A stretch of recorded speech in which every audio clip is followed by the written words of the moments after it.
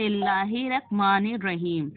आखिर हजरत अली ने पहली बार में इस्लाम कबूल करने से क्यों मना किया?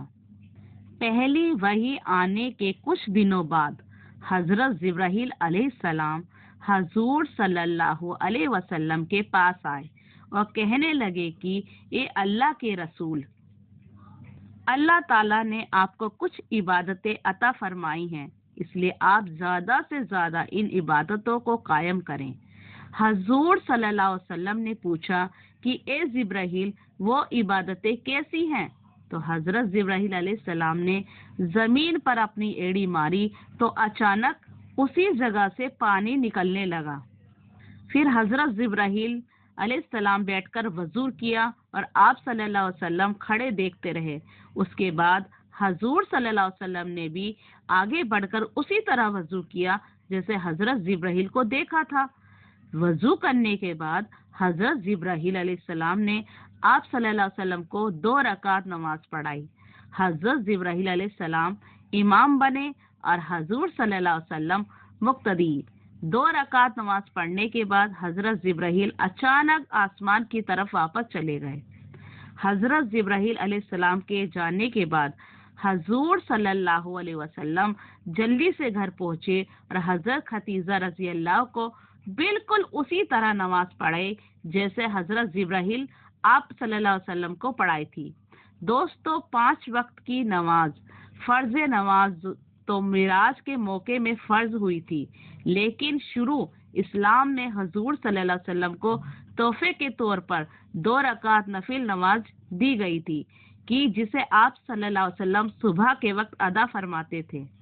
औरतों में हजूर सल्लल्लाहु अलैहि वसल्लम पर सबसे पहले हजरत खदीजा रजी अल्लाह इनाम लाई। फिर घर की सभी लड़कियों ने इस्लाम कबूल किया। उसके बाद मर्दों में सबसे पहले हजरत अली रजी अल्लाह ने इस्लाम कबूल किया। हजरत अली के इस्लाम कबूल करने का वाकया कुछ इस तरह है कि एक दिन हजूर सल्लल्लाहु अलैहि वसल्लम अपनी बीवी हजरत खदीजा रजी अल्लाह के साथ घर में नमाज पढ़ रहे थे कि तभी हजरत अली रजी अल्लाह घर में आए। उस वक्त हजरत अली रजी अल्लाह की उम्र सिर्फ 10 साल की थी। जब उन्होंने हजरत खदीजा रजी अल्लाह और हजूर सल्लल्लाहु अलैहि वसल्लम को कुछ अजीब तरह की इबादतें करते देखा तो बहुत हैरान से पूछने लगे, आप लोग ये क्या कर रहे हो? नमाज से फारिग होकर हजूर सल्लल्लाहु अलैहि वसल्लम ने बताया, अली रजी अल्लाह को सारी बात बताई और कहा कि ए अली, मुझे अल्लाह की तरफ से नबी बनाया गया है और यही असली दीन है। इसी दीन को लेकर अल्लाह की तरफ से नबी आते रहे हैं, इसलिए मैं तुम्हें इस्लाम की दावत देता हूँ कि तुम सिर्फ एक अल्लाह की इबादत करो और लात व उज्जा जैसे बुतों को छोड़ दो। इस्लाम की दावत हजरत अली रजी अल्लाह के लिए बिल्कुल एक नई तरह की चीज थी, इसलिए फौरन इनकार कर दिया। कहने लगे कि जब तक मैं इस बारे में अपने वालिद अबू तालिब से नहीं पूछ लेता तब तक मैं कोई भी नया दीन कबूल नहीं करूंगा।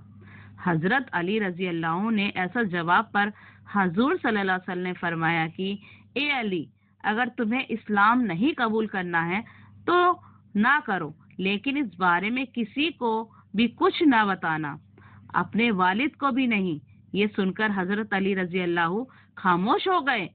अब क्योंकि हजरत अली रजी अल्लाह हजूर सल्लल्लाहु अलैहि वसल्लम की निगरानी में पले बड़े थे, क्योंकि हजूर सल्लल्लाहु अलैहि वसल्लम के चाचा अबू तालिब के पास खाने पीने की बहुत कमी रहती थी, कमाई का कोई इंतजाम भी नहीं था।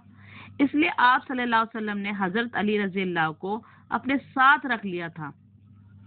उसका वाकया कुछ इस तरह है कि एक बार मक्का में बहुत ज्यादा भूखमरी आम हो गई, लोगों के पास खाने तक को कुछ भी ना बचा। उस वक्त हजरत अबू तालिब भी बहुत ज्यादा परेशान हो गए, क्योंकि हजरत अबू तालिब के कई लड़के थे और सबसे छोटे छोटे थे। इसलिए हजरत अबू तालिब ने उस भुखमरी के जमाने में बहुत ज्यादा परेशानियों का सामना किया। तो ये देखकर हजूर सल्लल्लाहु अलैहि वसल्लम ने अपने छोटे चाचा हजरत अब्बास से जाकर कहा कि ए मेरे चाचा जान, आप तो देखते ही हैं ना कि मेरे बड़े चाचा अबू तालिब के पास पैसे की बहुत कमी रहती है, بال بچوں کی وجہ سے وہ اکثر پریشان رہتے ہیں، اس لیے میں مناسب سمجھتا ہوں کہ ہم دونوں مل کر ان کی کوئی مدد کریں۔ یہ سن کر حضرت عباس رضی اللہ بہت زیادہ خوش ہوئے اور کہا کہ ہاں میرے بھتیجے، میں بھی یہی چاہتا ہوں، کیونکہ بھائی کی ایسی پریشانی دیکھ کر میرا بھی دل دکھتا ہے۔ اس کے بعد یہ دونوں حضرات ابو طالب کے پاس پہنچے۔ حضور صلی اللہ علیہ وسلم نے اپنے چاچا حضرت ابو طالب سے کہا کہ میرے چاچا جان، مجھے اپنے لڑکوں میں سے کسی ایک کی ذمہ داری دے دو، میں اسے اپنے ساتھ رکھ کر اس کے کھانے پینے کا انتظام کروں گا۔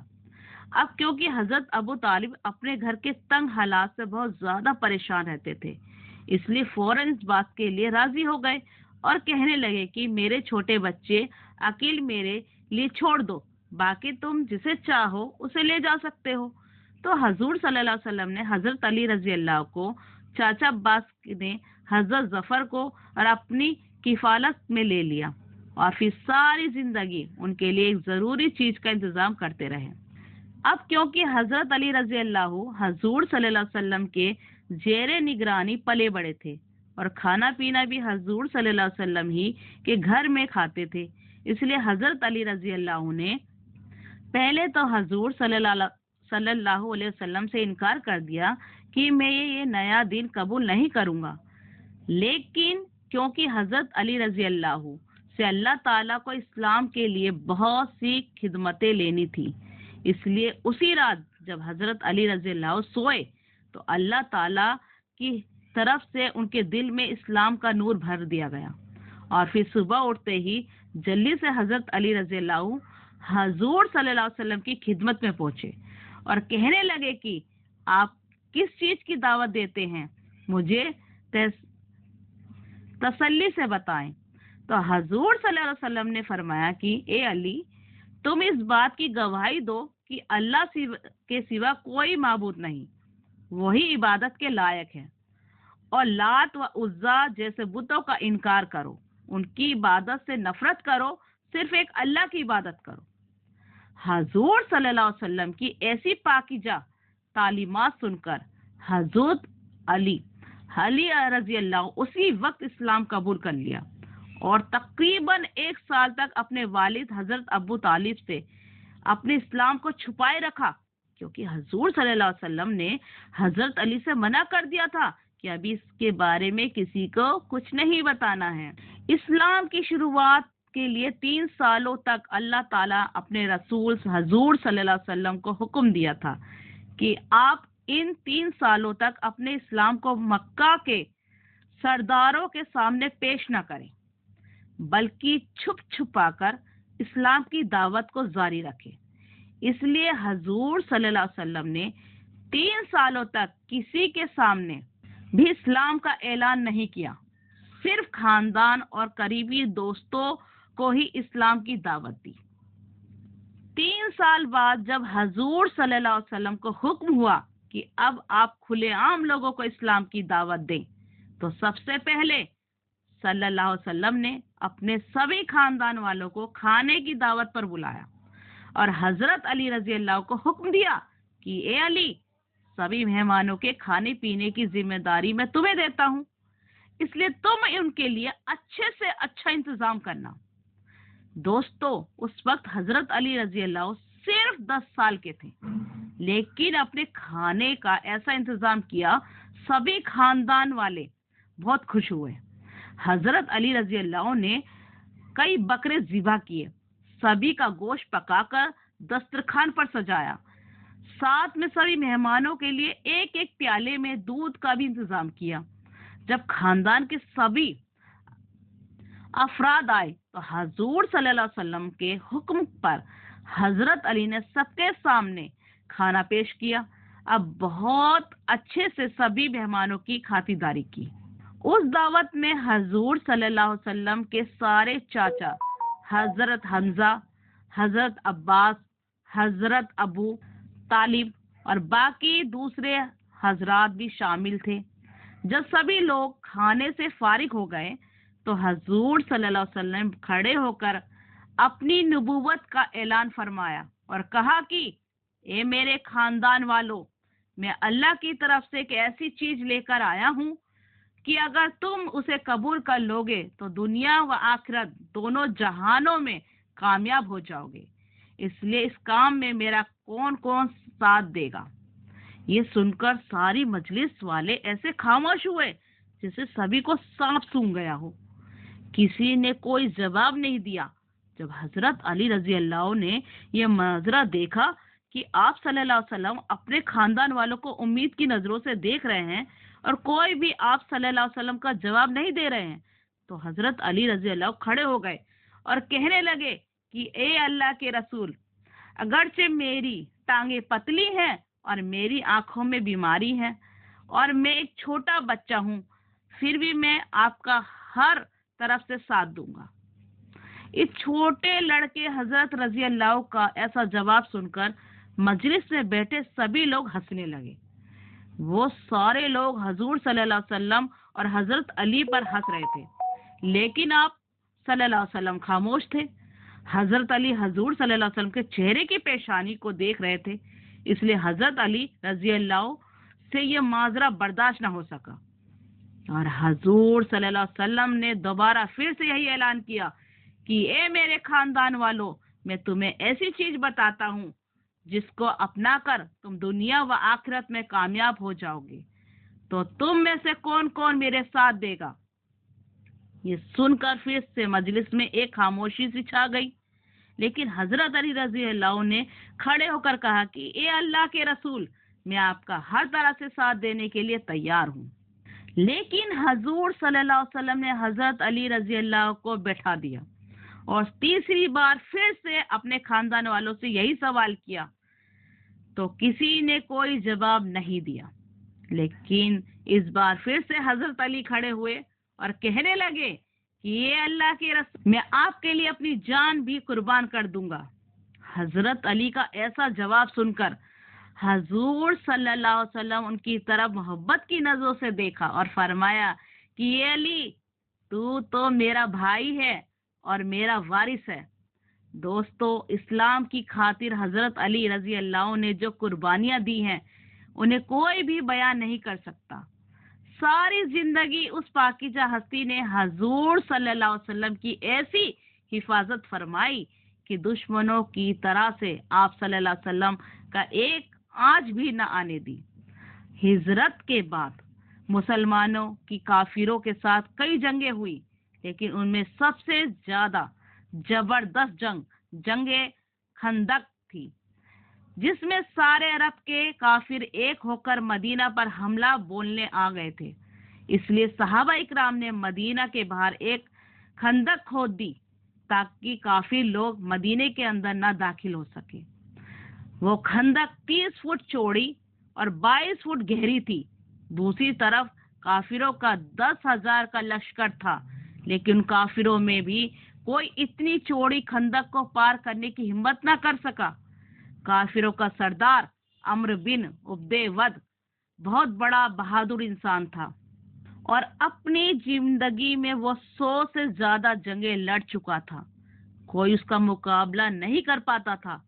اس نے اپنے گھوڑوں کو دوڑایا اور خندق کے پاس آ کر اپنے گھوڑوں کی لگام ایسی تیز سے کھینچی کہ گھوڑے چھلانگ لگائی اور 30 فٹ خندق کو پار کر کے مدینہ کے اندر صحابہ اکرام کی طرف آ کر کھڑا ہو گیا۔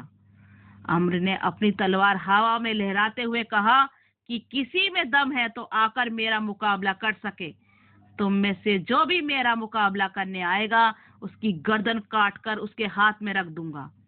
عمرو کو دیکھ کر سبھی صحابہ اکرام سہم گئے کہ اس کا مقابلہ کون کر سکتا ہے۔ سارے صحابہ اکرام خاموش بیٹھے تھے، کسی نے عمرو میں سے مقابلہ کرنے کی ہمت نہیں ہو رہی تھی۔ اس وقت حضرت علی صرف 21 سال کے تھے۔ وہ کھڑے ہو گئے اور کہنے لگے کہ یہ اللہ کے رسول، میں جاتا ہوں اس سے مقابلہ کرنے۔ اللہ کے رسول نے کہا، چپ رہو، بیٹھو، دیکھتے نہیں وہ عمرو ہے، عمرو۔ عمرو نے پھر سے پکارا کر کہا کہ میں تم میں سے کسی کو جنت میں جانے کا شوق جو آیا ہے نا، مجھ سے مقابلہ کرے، میں آج ہی اس کی جنت میں پہنچا دوں گا۔ ادھر صحابہ اکرام میں کوئی بھی نہیں کھڑا ہوا۔ تو حضرت علی رضی اللہ پھر سے کھڑے ہو گئے اور کہنے لگے کہ اے اللہ کے رسول میں جاتا ہوں. تو اللہ کے رسول نے کہا اے علی بیٹھو، دیکھتے نہیں وہ امر ہے. حضرت علی پھر سے کھڑے ہو گئے. تیسری بار سے پھر امر نے کہا کیا تم میں سے کسی نے اپنی ماں کا دودھ نہیں پیا؟ تو آپ اور امر کا مقابلہ کرے، جو آئے گا اس کی گردن کاٹ کر اسے اس کی جنت میں پہنچا دوں گا. حضرت علی رضی اللہ پھر سے کھڑے ہو گئے اور کہا کہ اے اللہ کے رسول میں جاتا ہوں. اللہ کے رسول نے کہا بیٹھو، دیکھتے نہیں وہ امر ہے. تو حضرت علی نے کہا اے اللہ کے رسول وہ امر ہے تو کیا ہوا؟ آپ مجھے ایک بار بھیجو تو صحیح. اللہ کے رسول نے کہا ٹھیک ہے جاؤ. اور پھر اللہ کے رسول صلی اللہ علیہ وسلم نے حضرت علی کے لیے دعا فرمائی. حضرت علی رضی اللہ اس کے سامنے ایک بچے سے تھے. وہ امر 100 سے زیادہ جگہ لڑ چکا تھا.